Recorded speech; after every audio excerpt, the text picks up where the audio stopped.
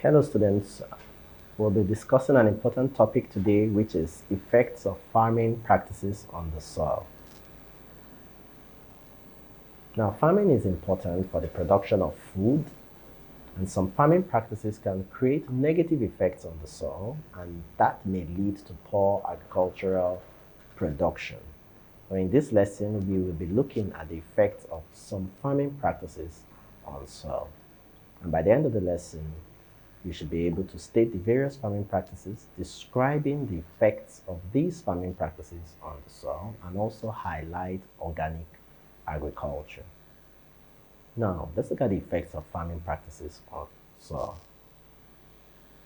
The first effect we have here is bush burning. Now, this involves the setting of fire on the bush to clear out the vegetation. And this has a negative effect on the soil organisms that are found in the soil, but it could also cause regrowth of the forage crops that are found on the field. So let's look at in details some of the merits of and the demerits of bush burning. Now, the merit has to do with the advantages of bush burning, and the demerit has to do with the disadvantages of bush burning. So let's discuss this in details. Now, for the advantages, it releases minerals like potassium and phosphorus to the soil in the form of ash.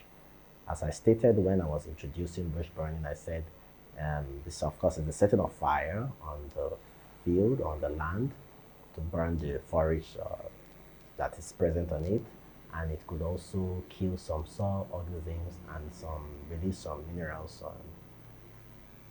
encourage the growth of our forage crops. But now we're looking at it in another angle, stating some more benefits. Here, it could also destroy soil-borne pathogens, as pathogens are disease-causing organisms, which could be harmful to crops. So once you carry out burning and bush burning, you're able to destroy soil-borne pathogens.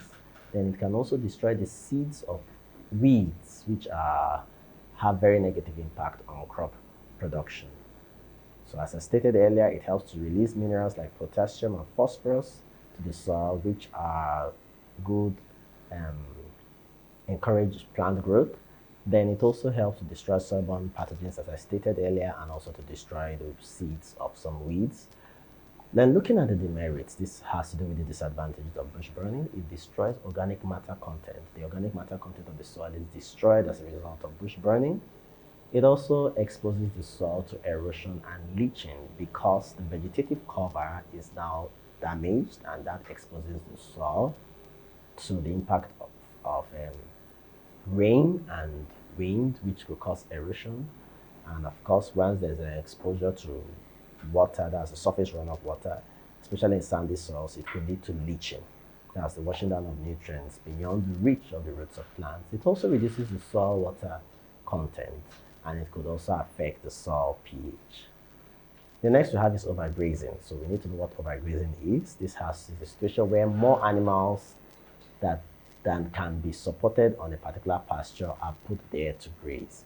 So when you put the number of animals on a pasture, remember pasture is the land that is beyond the carrying capacity of that land, that leads to overgrazing.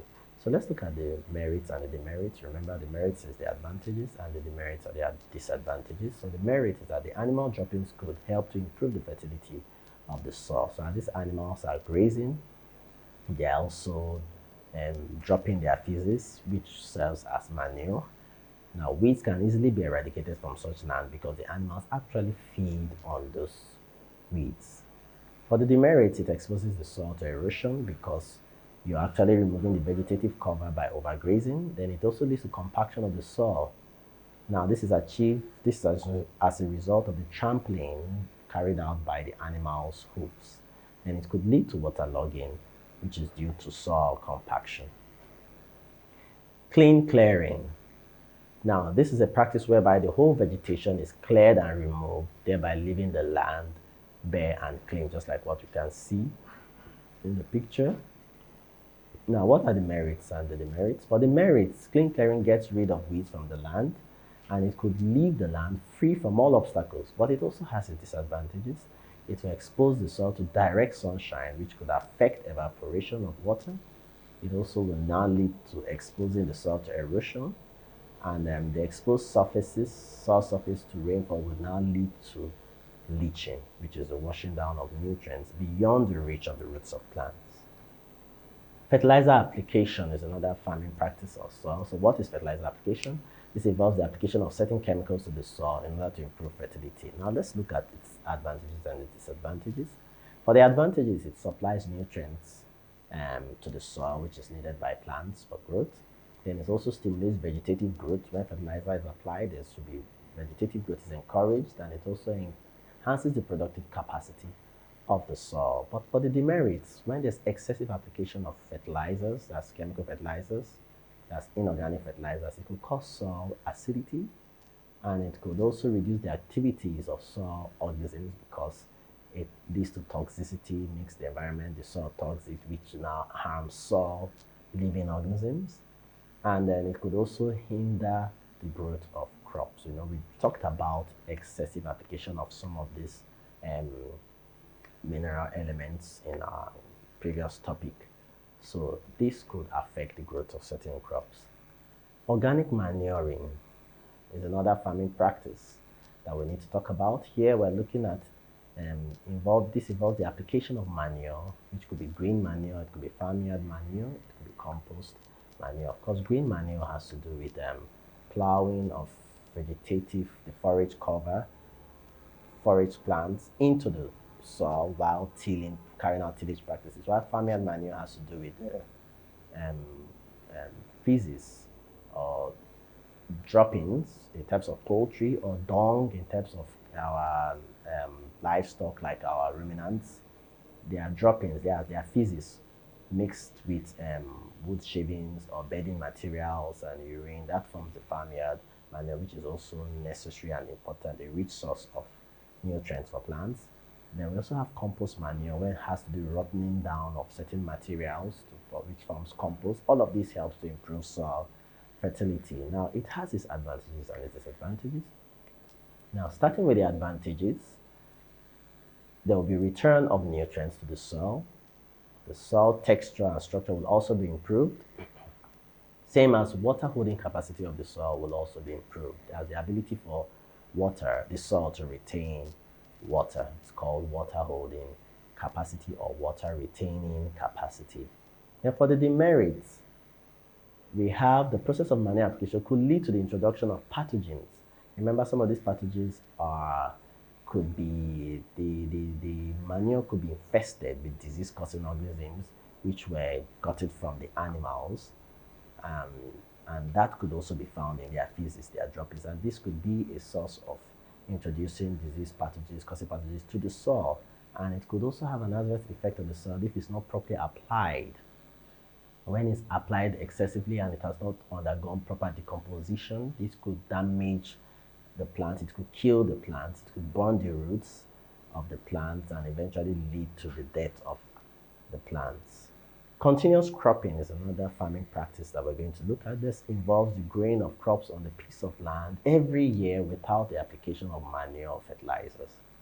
Now, what are the advantages? It enables different crops to be grown and harvested, and it could also maximize the use of available land. But the demerit here is that it depletes soil nutrients. It leads to loss of soil nutrients. It could also ensure the multiplication of pests and disease.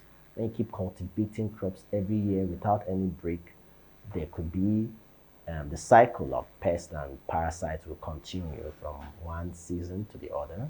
Then it could also result in low yield of crops.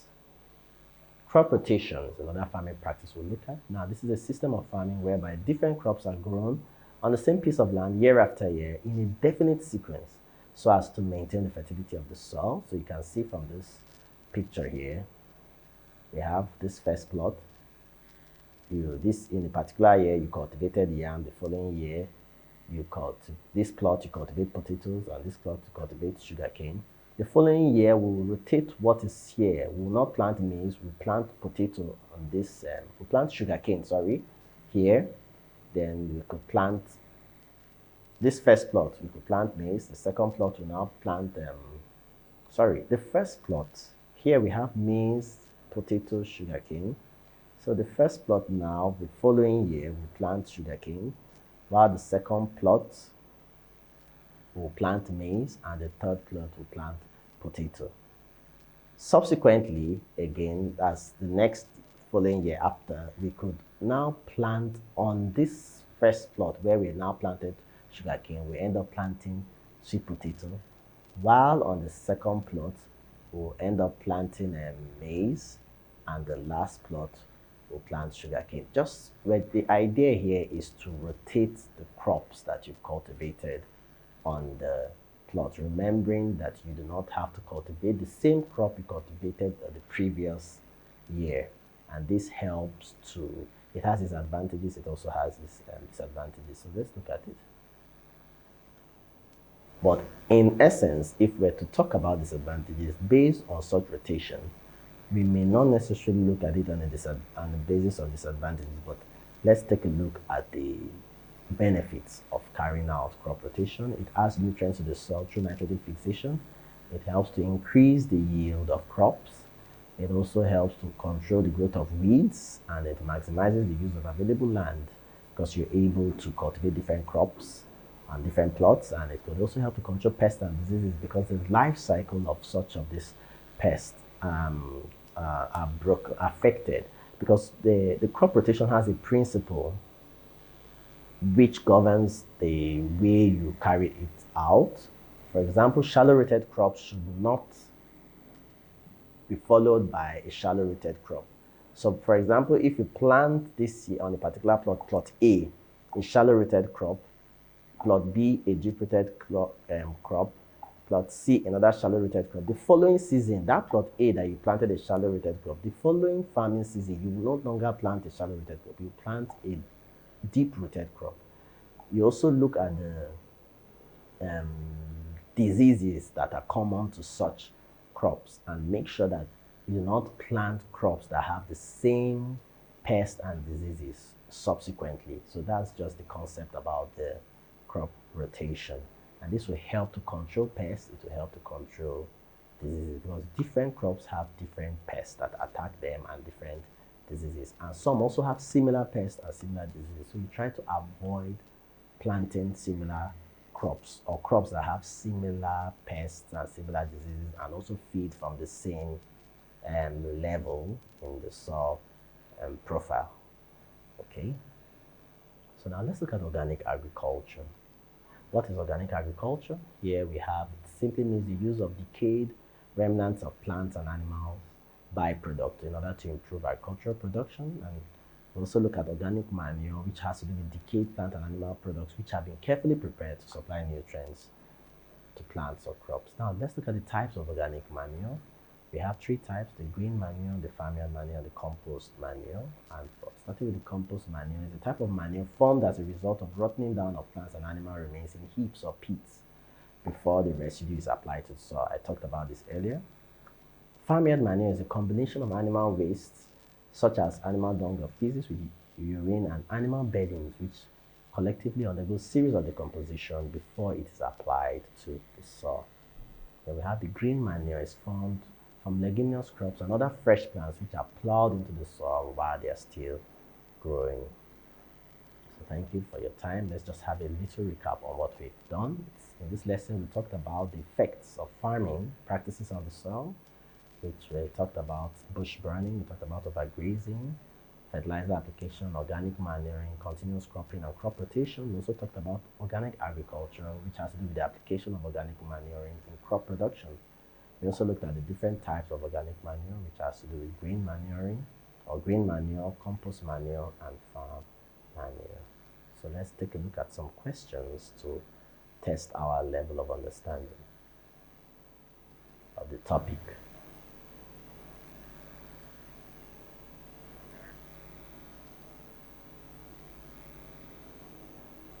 So this question says, the beneficial effect of bush burning is that 1, it increases the population of soil microorganisms.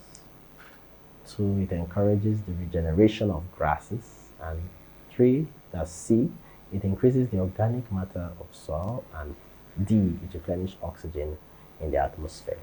Now, bush burning does not replenish oxygen, rather carbon dioxide monoxide is released to the atmosphere. Neither does it increase organic matter content, it rather destroys it. Then it also does not increase the population of some microorganisms, rather the population of some microorganisms are destroyed, but it helps in the regeneration of grasses, so that's the answer. Now, high relative humidity in a brooder house. When there's excess moisture in a brooder house, what effect does it have? Does it cause heat stress? Does it reduce feed intake? Does it produce dry litter?